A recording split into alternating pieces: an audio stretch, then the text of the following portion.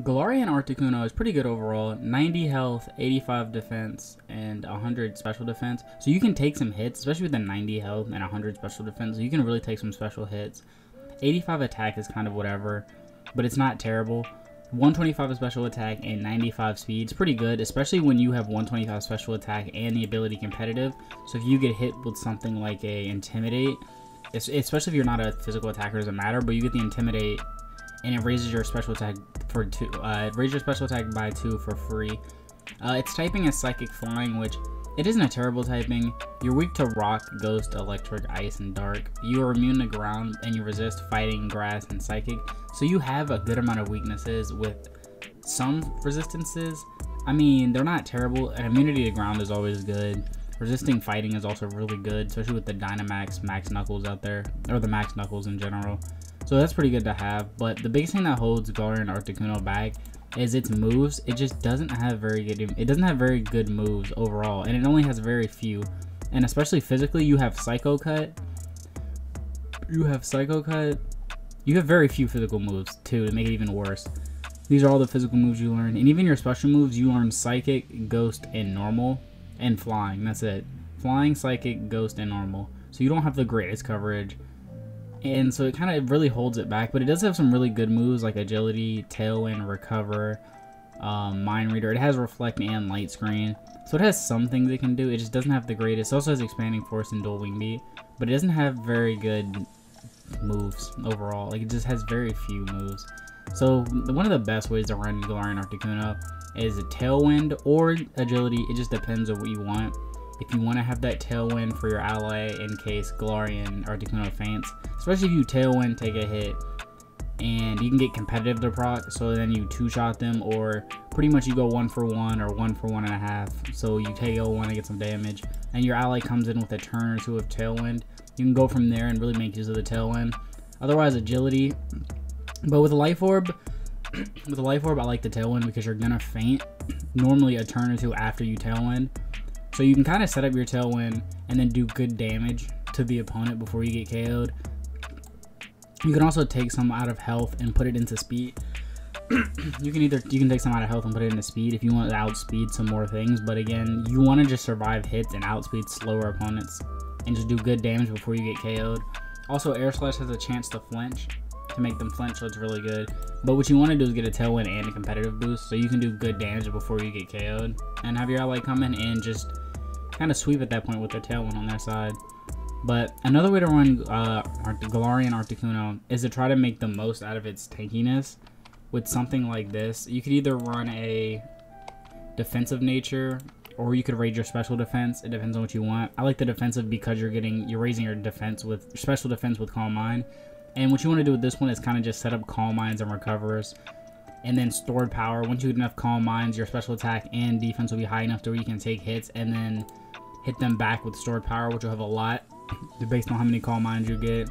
Recover also has 16 PP, so you can kind of play around it a little bit. That's why I like the leftovers, in case you want to get as many so you can try to get as many Calm Minds as you want. So yeah, you can run the Pecha Berry if you're just worried about like poison, for example, and just if they see you setting up and they're just like, oh, we're just gonna toxic you, they get rid of it.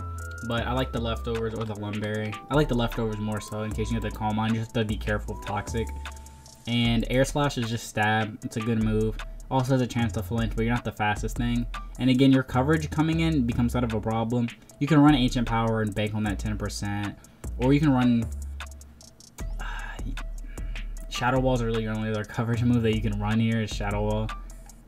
Unless you want to go Rest and then Sleep Talk, but then you risk Dark types coming in and just walling you out. So this one's more. Also, you have to be careful of Taunt for this one too. You could run a Mental Herb, but it only really protects you once, and you won't do enough with that one time to really make use of that.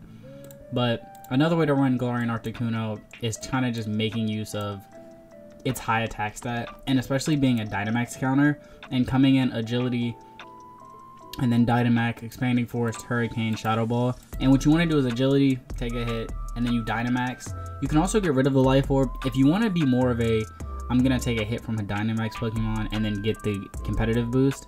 You can get rid of Life Orb for something like a Citrus Berry, or something like that. But if you just want to Dynamax into damage, you can go in with agility. Actually, you can run max health because you also have the...